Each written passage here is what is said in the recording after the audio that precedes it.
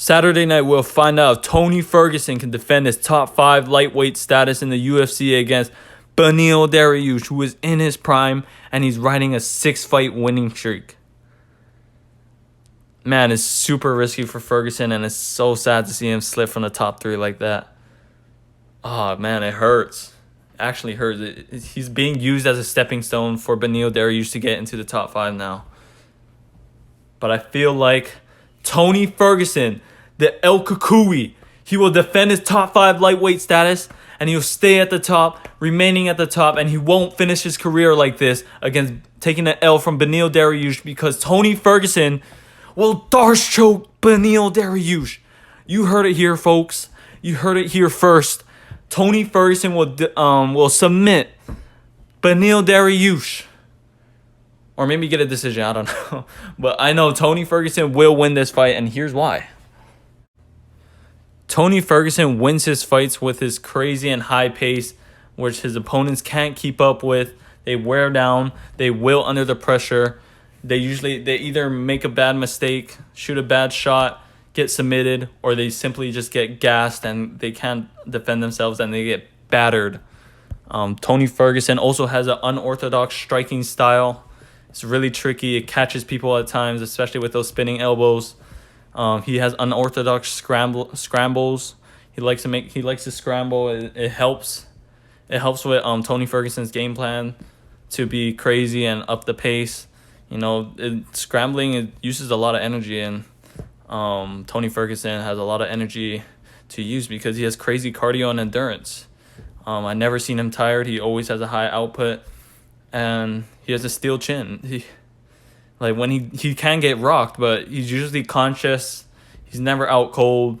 He always knows, he can always defend himself at all times. Sometimes his legs can go out, but that's everyone. Everyone's legs can go out, but I don't see him wobbling over the places every time he gets touched on the chin. So Tony Ferguson still has that chin. Beneil Dariush usually wins his fights with a high output, scoring him a lot of points, or just flat out knocking people out. He's a grinder. He likes to grind along the fence, grind for that takedown. When he does get the takedown, he likes to work the ground. He likes to brawl when they're on the feet. Sometimes in the Holtzman fight, it looked like he got emotional after Holtzman eye poked him twice. He was swinging haymakers. He was going all out. He wasn't going for the takedown anymore. He kind of deviates from his game plan when someone hits him pretty hard or just straight up fouls him. He likes to brawl. When he got rocked from Jakar Close, he just straight up started swinging back at Jakar Close and found that knockout shot because he does have power. He has power in his hands. He knows that. He likes to brawl. I feel like he gets kind of emotional. He kind of deviates his from his game plan. Because he always starts out grappling. He's always grappling. He's always grinding. But usually when he gets cracked, when he gets hit back, he starts brawling it out. And he tries to win every round. He always tries to score points, always trying to land shots, always trying to get takedowns. So he's always using he's emptying his gas tank every single round, every single fight. He makes sure he has nothing left after he's done fighting. And that usually gets him the dub because of his high output. You have to score points by either hitting your opponent or getting takedowns. But that slows him down every round though. And I don't know if you should be slowing down against Tony Ferguson. Now let's take a look at their recent opponents. Tony Ferguson lost to Justin Gaethje and Charles Oliveira. Justin Gaethje a better striker. Charles Oliveira a better grappler. Justin Gaethje managed to make it a stand and bang match only. Oliveira made it a grappling match only. What both of those guys had in common was the slow pace. They know Tony Ferguson has a good likes to win with his pace. So they slowed it down. Justin Gaethje, he was staying disciplined, listening to his coaches, scooting around the outside, taking power off his shots, conserving his energy. He didn't have to worry about any takedown at all, which I think grappling is the most grueling. It's the best way to tire out your opponent, to just grind on them. Charles Oliveira, he was being who is a phenomenal. I think he's the best lightweight grappler out there right now. Now that Khabib's gone. So Charles Oliveira, he has so much experience on the ground. He has good cardio for the ground. He knows how to control people on the ground. So it was a note. It was first it was surprising that he completely neutralized Ferguson, but it's actually understandable because he's been grappling for that long, and he knows how to pin people to the ground. Or now he does, because he was staying disciplined. His coach told him, prioritize the control over the submission. Just stay on top of Tony Ferguson. We can't let Tony Ferguson on top of you.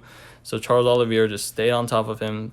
Just became a wet blanket. Just throw a couple of strikes. He could have just pounded Tony Ferguson, but Tony Ferguson probably could have scrambled out of there. But Charles Oliveira was just holding on to him, just being a wet blanket, just laying on him. So they made it a slow pace. But Beneil Dariush, this guy likes to throw a lot of volume. He's a high output fighter, always grinding, always trying to do damage on the ground. When he's on the ground, he isn't like Charles Oliveira where he's just laying on top of you. He wants to throw strikes. He throws strikes every single time, standing up or on the ground. I feel like now that Tony Ferguson is going to be fighting someone who likes to fight at a high pace, that's going to help Tony Ferguson, because Tony Ferguson can fight at a high pace. So both of them have a decent chance at winning. And now Tony Ferguson doesn't need to worry about having the fight slowed down.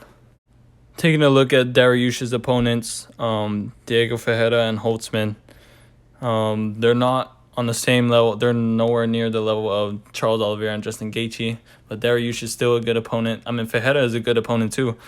Diego Ferreira, he was doing pretty good. He found a lot of success in exchanging with Beneil Dariush, some of the scrambles too.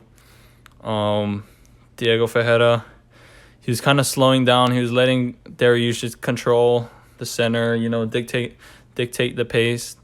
And Diego Ferreira, he was slowing down. I don't know if Dariush was slowing down too, but Ferreira was slowing down too. So that's the thing about Beneil Dariush. He never had to deal with someone who can go the same pace as Beneil Dariush, which is a high pace, but then have that person not wear down like him, not wear down like Diego Ferreira.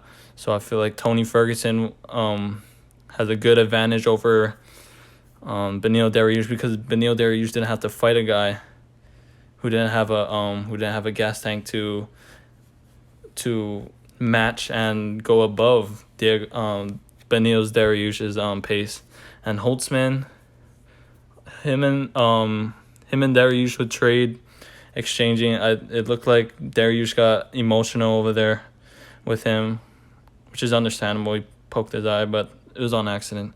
But still, if he's getting emotional, just trading leather, he's just going throwing everything into his shots, throwing a lot of wide looping hooks, and just missing a lot. When you miss a shot, it's really taxing on your gas tank. And Holtzman didn't have the chin to eat the shots that Beneil was dishing out. So I feel like Beneil Dariush didn't fight someone who had a chin that can handle his shots, and didn't fight an opponent that can keep up the pace and maybe even go beyond his pace, which is Tony Ferguson. So we know Tony Ferguson has a better chin than Beneil Dariush, and he has a better gas tank than Beneil Dariush. Beneil Dariush might have the strength advantage. I don't know, because because it was Charles Oliveira dunking Tony Ferguson on the ground. It might look as if Tony Ferguson is weak, or Charles Oliveira is just really strong. Beneil Dariush is in his prime. Tony Ferguson is 37 years old, but I feel like Tony Ferguson still got it. Like, he still has a good gas tank, good chin, elbows are still sharp, is still cutting people. He cut Charles Oliveira as he was getting taken down on one foot.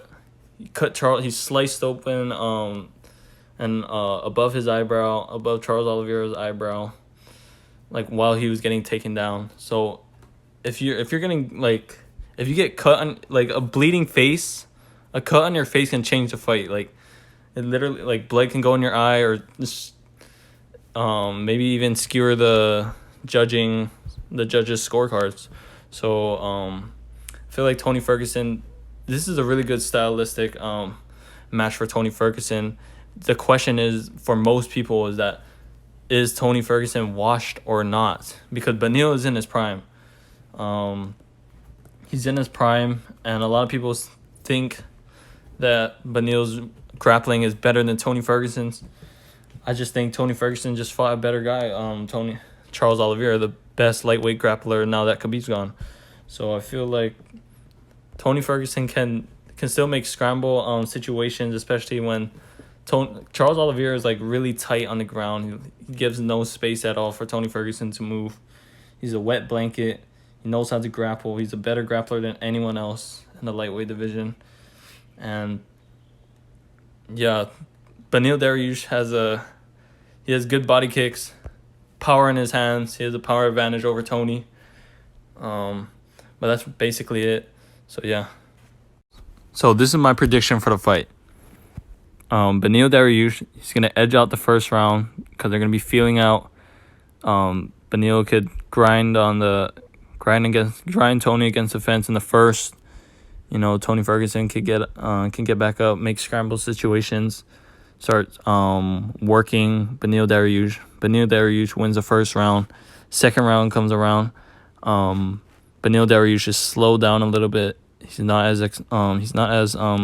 explosive and fast as he was in the first. He's trying to keep that high pace. Tony Ferguson turns it up too. They start trading. Same thing as the first round, but Beneil is more gassed. He's more slower than he was before, and Tony Ferguson edges out the second round. And then in the third, Beneil Dariush is going to be completely gassed. Tony Ferguson is going to be upping the pressure. As Tony Ferguson is throwing at him, Beneil Dariush is going to be throwing back. Then Tony Ferguson could counter him with an elbow, or just catch him in general with a right hand or something like that. And Beneil's going to get rocked. He's going to look for a panic takedown. Then Tony Ferguson can lock up the Dariush, or just stand him back up, and they start throwing again. And then Tony Ferguson wins the last two rounds. So that's how I see it going. Tony Ferguson by unanimous decision, 29-28. And yay, we party for Tony Ferguson. Tony Ferguson is back, baby. Let's go. So yeah, like and subscribe. Thank you. Goodbye.